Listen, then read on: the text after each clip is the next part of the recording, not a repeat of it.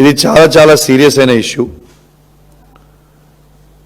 మా గౌరవనీయులు పెద్దలు మా మాజీ మంత్రివర్యులు కరీంనగర్ శాసనసభ్యులు గంగుల కమలాకర్ అన్న గారు చెప్పిన విధంగా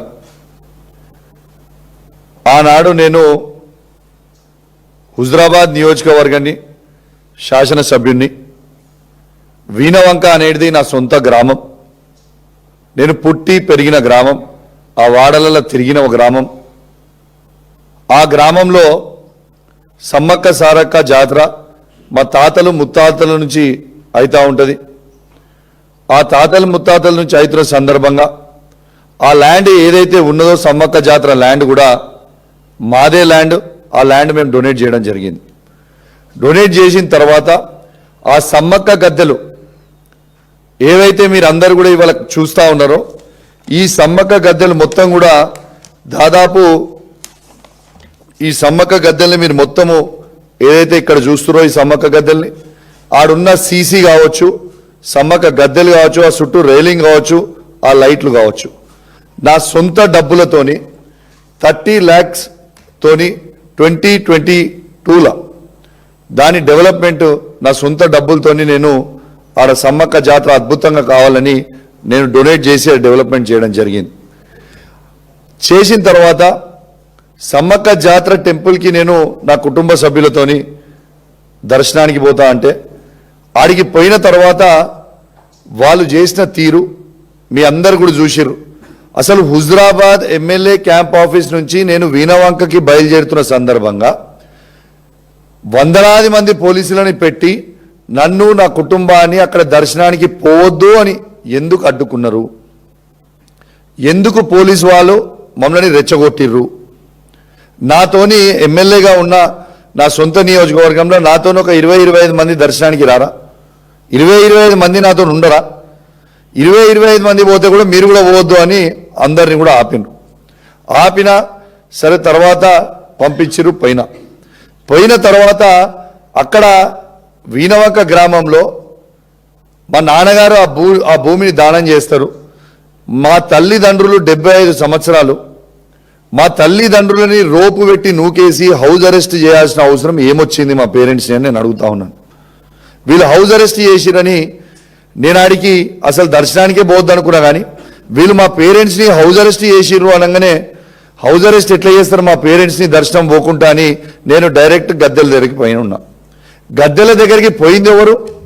నేను, నా సతీమణి, నా బిడ్డ, మా దళిత మహిళా సర్పంచ్, మేము నలుగురం మాత్రమే అక్కడికి గద్దెల దగ్గరికి పోయినాం.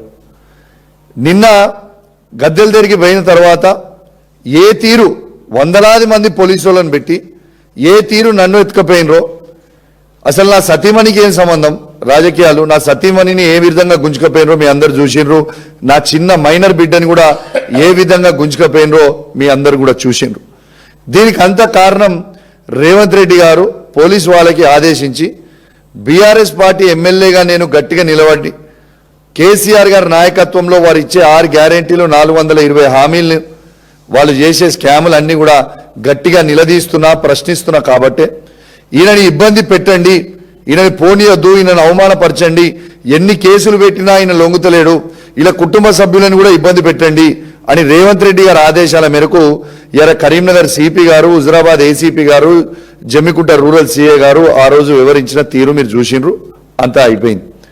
ఇదంతా అయిపోయిన తర్వాత మేము ప్రధానంగా వీళ్ళు ముగ్గురు చేసింది పరమ తప్పు. వాళ్ళు చేసిన తప్పు కవర్ చేసుకోవడానికి, పోలీసు వాళ్ళు చేసిన తప్పు కవర్ చేసుకోవడానికి వాళ్ళు ముస్లిమ్స్ని నేను ఇట్లన్నా నేను అట్లన్నా అనేది వీళ్ళు రెచ్చగొట్టి వీళ్ళే కాంగ్రెస్ వాళ్ళు ప్రతి ముస్లింలతోని ప్రెస్ మీట్లు పెట్టించి నన్ను ఇబ్బంది పెట్టించే ప్రయత్నం చేస్తున్నాను. నేను ఇవాళ హైదరాబాద్ నడిబొడ్డున నిల్చొని ఇలా నేను మరొకసారి సవాల్ విసురుతున్నా. ఇంతకుముందు కూడా సవాల్ విసిరినా. మీ అందరికీ చదివి వినిపిస్తా. ఇలా ఈ ముగ్గురు ఆఫీసర్లు, ఇలా కరీంనగర్ సిపి గారు, హుజరాబాద్ ఏసీపీ గారు, జమ్మికుంట రూరల్ సిఏ గారు, వీళ్ళు ముగ్గురు చేయబట్టి తెలంగాణ ఐపీఎస్ ఆఫీసర్స్ అసోసియేషన్ తల తీసేసినట్టుగా వాళ్ళ ముగ్గురు ఇలా వివరించారు. కాబట్టి వాళ్ళని సస్పెండ్ చేయాలి. లేదు అంటే ఐపీఎస్ ఆఫీసర్ అసోసియేషన్ ఖచ్చితంగా మాకు క్షమాపణ చెప్పాలి. వాళ్ళు ఏం రాసిరో ఒక్కసారి మీకు చదివి వినిపిస్తా. ఒక్కసారి మీరు ఈ పారా వినాలని నేను అననట్టు రాసిండ్రు. మీకు ఒకసారి చదివి వినిపిస్తా. While the local police officers were discharging their lawful duties, the honorable MLA without any basis and provocation had made false and allegations against Sri Gaus Alam IPS by naming his religion and charging that he was trying to convert people of other faiths into the religion. అంటే ఏం చెప్పిండి వీళ్ళు ఏం రాసిండ్రు? నేను Karimnagar CP గారు మత మార్పిడి చేస్తా ఉన్నారు కరీంనగర్ లా అని నేను అన్నా అని ఈ ఐపీఎస్ ఆఫీసర్స్ అసోసియేషన్ వాళ్ళు ఈ లెటరేట్ మీద రిలీజ్ చేసి దీనికి నేను క్షమాపణ చెప్పాలని వీళ్ళు లెటర్ రిలీజ్ చేసిండ్రు. నేను సవాల్ విసురుతా ఉన్నాను. నేను అన్నట్టు మీరు రాసినట్టు నేను అన్నట్టు ఒక్క వీడియో గిట్లా మీరు చూపిస్తే నేను నా ఎమ్మెల్యే పదవికి రాజీనామా చేసి శాశ్వతంగా రాజకీయాల నుంచి తప్పుకోవడానికి నేను సిద్ధంగా ఉన్నా. మరి నేను అని కూడా మీరు ఈ లెటర్ రిలీజ్ చేసి నేను అన్ని కూడా ఆల్మోస్ట్ ది సవాల్ని విసిరి ఇలా 25 తారీఖు ఆల్మోస్ట్ 20 రోజులు అవుతుంది. మరి మీరు నా క్యారెక్టర్ అసాసినేషన్ చేసిర్రు, నన్ను బద్నాం చేసిండ్రు. మరి ఇవన్నిటికీ ఎవరు జవాబు చెప్పాలి?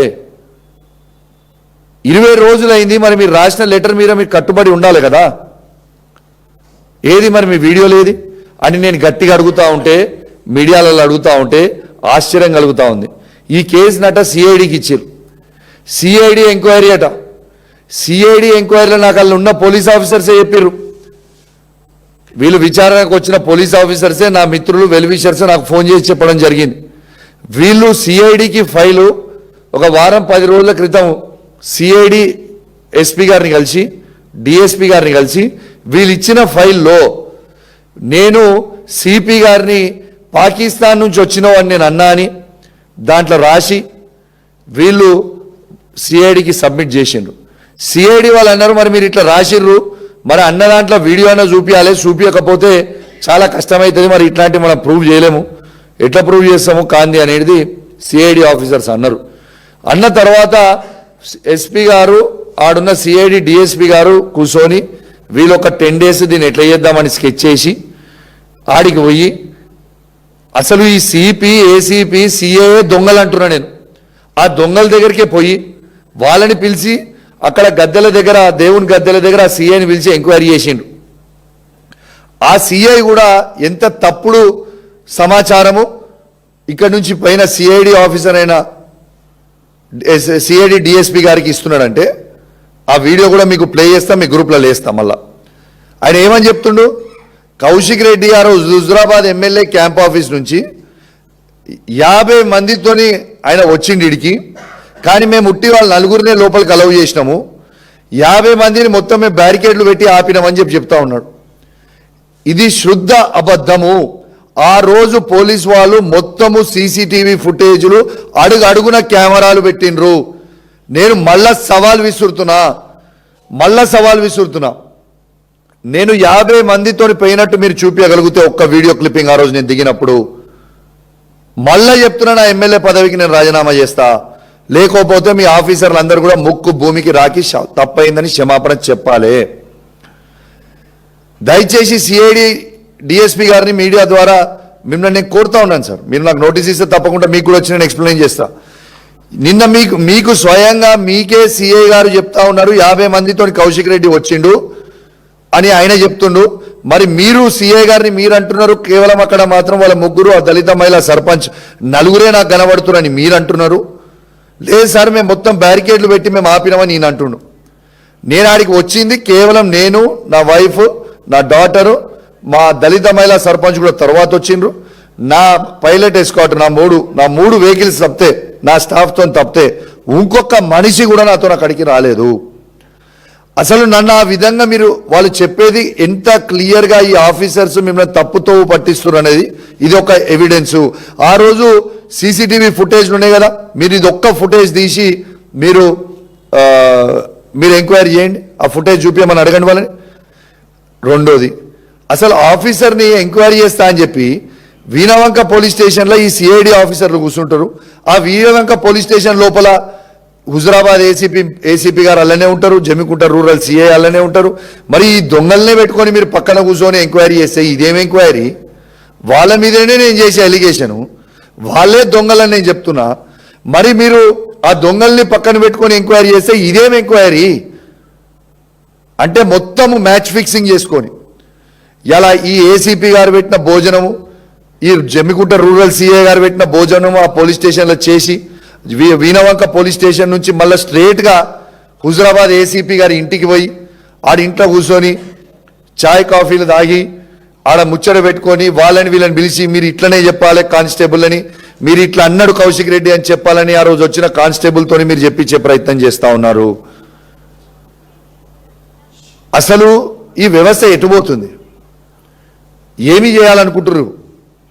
అంటే రేవంత్ రెడ్డి గారు చెప్పిన స్క్రిప్ట్ మొత్తం మీరు ప్లే చేయాలనుకుంటున్నారా? రేవంత్ రెడ్డి గారు ఏమి చెబితే అదే చేస్తారా? ఇవాళ నేను చెప్తా ఉన్నాను, ఖచ్చితంగా ఇది కరీంనగర్ సిపి గారు, హుజురాబాద్ ఏసీపీ గారు, జమ్మికుంట రూరల్ సిఐ గారు చేసిన తప్పుకి 100 తప్పులు మీ పోలీస్ ఆఫీసర్స్ అసోసియేషన్తో చేపిస్తున్నారు. ఇంకా మీరు చేస్తూనే ఉన్నారు. మాకేం ఫరకపడేది లేదు దీంట్లో. కానీ మీరు పోలీస్ ఆఫీసర్స్ గుర్తుపెట్టుకోవాలి, ఇవన్నిటికీ ఫ్యూచర్లా ఇరికేది మీరే. 3 ఏళ్లలో మళ్ళా బీఆర్ఎస్ పార్టీ గవర్నమెంట్ వస్తుంది. ఖచ్చితంగా ఈ కేసులన్నీ మళ్ళా తీపిస్తాము. ఖచ్చితంగా దీంట్లో ఇరికేది మళ్ళా మీరే, గుర్తుపెట్టుకోండి. చేసిన తప్పుకి పోలీస్ ఆఫీసర్ తప్పు అయిపోయింది, దీన్ని ఇష్టపెడదామని చెప్పి మీరు ఇష్టపెట్టండి. అంతేగాని మీ ఇష్టం ఉన్నట్టు మీరు చేస్తామంటే ఇక్కడ ఊకునేటోడు ఎవరు లేరు. మేము ఊకోము. ఖచ్చితంగా ఈ 3 పోలీస్ ఆఫీసర్లు సస్పెండ్ అయ్యే వరకు నేను ఈ పోరాటం చేస్తూనే ఉంటా. కరీంనగర్ సిపి గారిని, హుజురాబాద్ ఏసీపీ గారిని, జమ్మికుంట రూరల్ సిఐ గారు వీళ్ళు సస్పెండ్ అయ్యే వరకు ఊకునే ప్రసక్తి లేదు.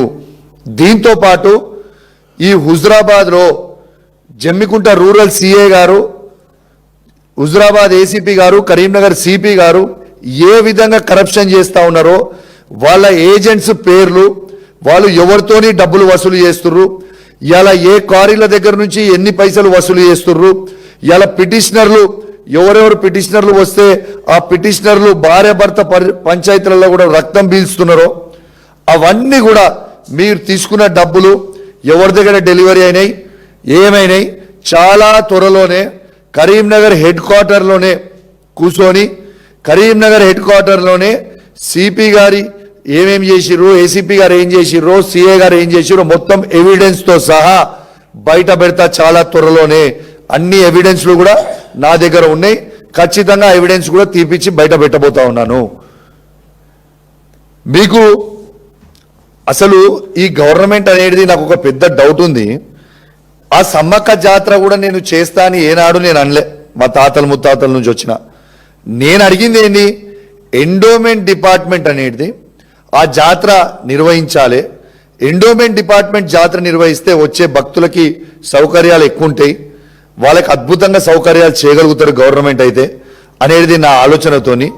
గవర్నమెంట్కి ఈడ మీరు చూడొచ్చు, మా దళిత మహిళా సర్పంచ్ గారు this land belongs to endowment అని గౌరవనీయులు ఎండోమెంట్ మినిస్టర్ కొండా సురేఖ గారికి పెడితే, కొండా సురేఖ గారు ఈ లెటరు మరి ఆ ల్యాండ్ మాది ఉంది, ఒక్కసారి మీరు చూడండి చెక్ చేయండి అని ఎండోమెంట్ మినిస్టర్ గారు లెటర్ రాసిండ్రు.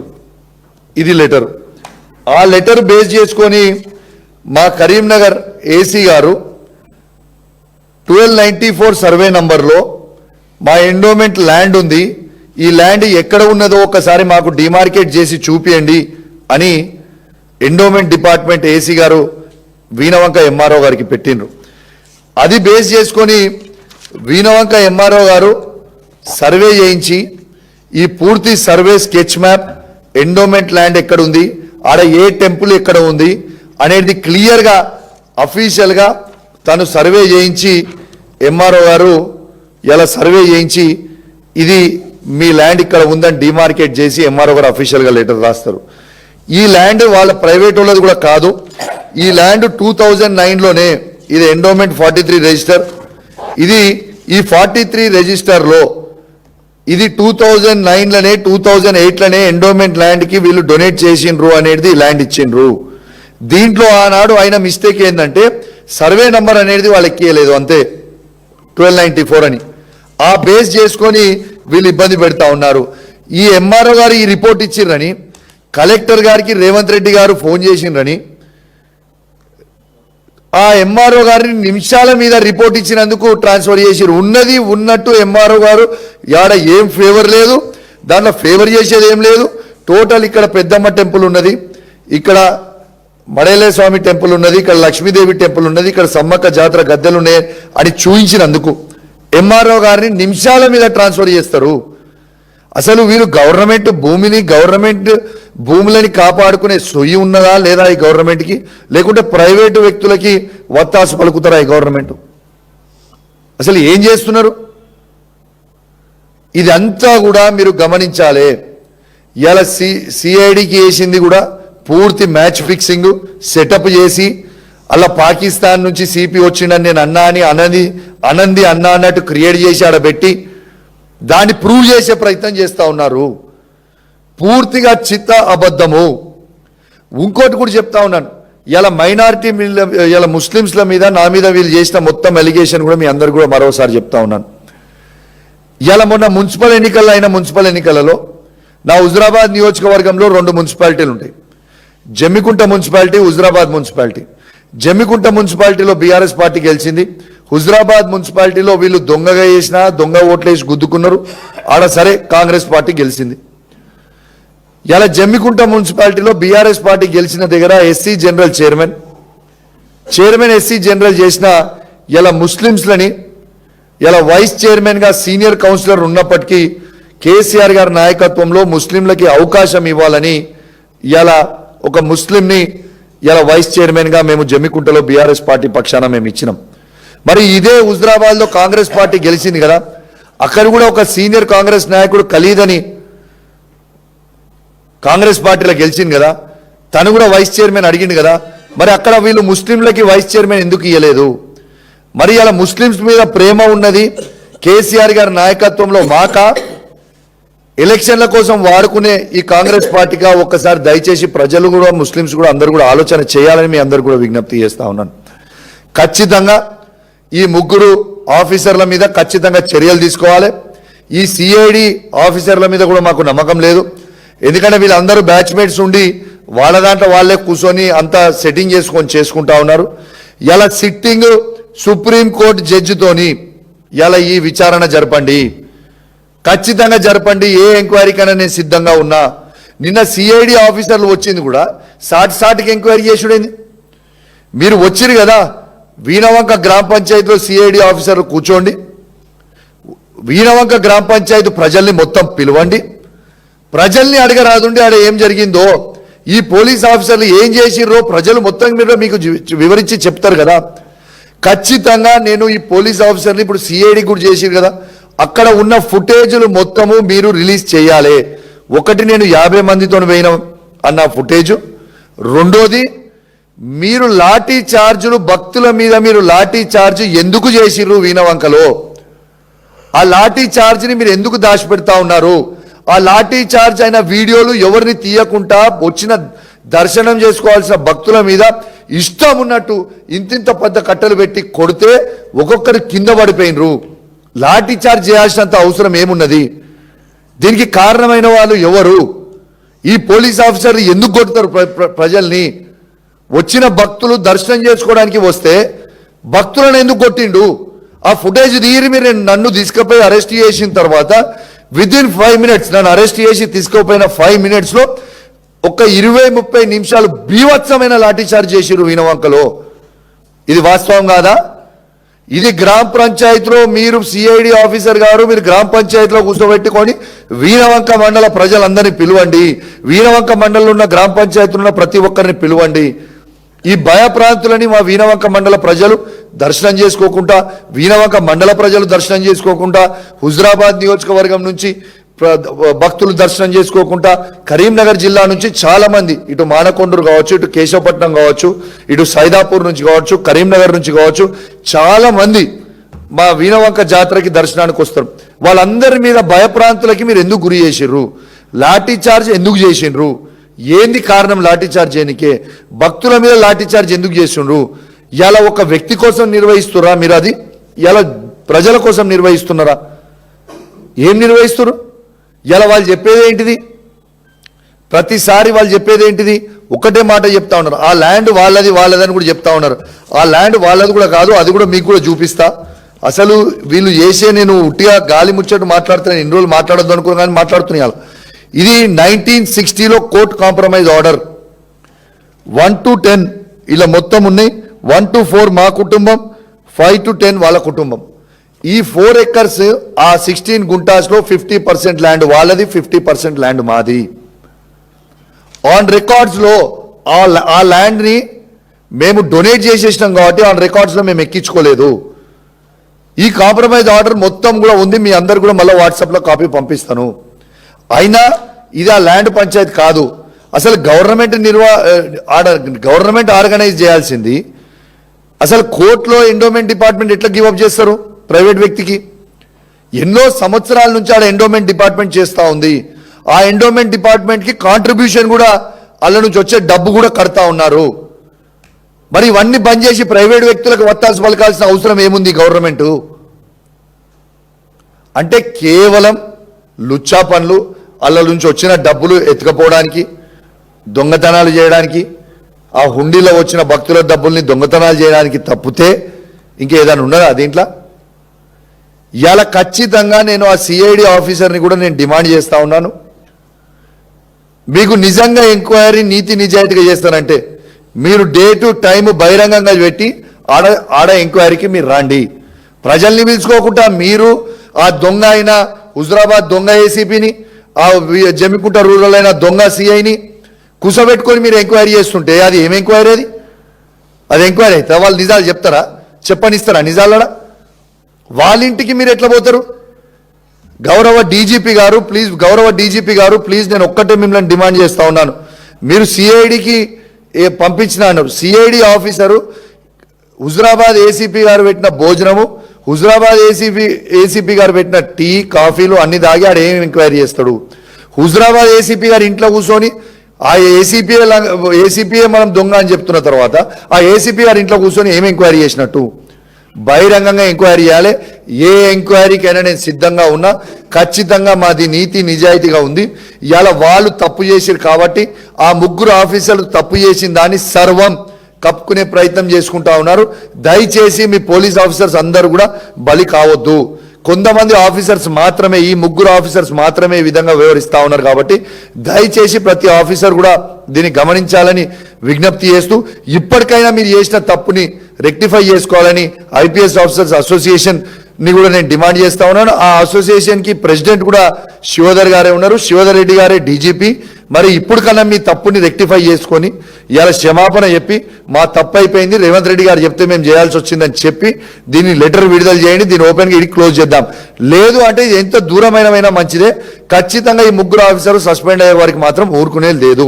ఖచ్చితంగా డీజీపీ గారు కూడా ఈ ముగ్గురు ఆఫీసర్లని, కరీంనగర్ సిపి గారిని, హుజరాబాద్ ఏసీపీ గారిని, జమ్మికుంట రూరల్ సిఐ గారిని సస్పెండ్ చేయాలని కూడా నేను డిమాండ్ చేస్తూ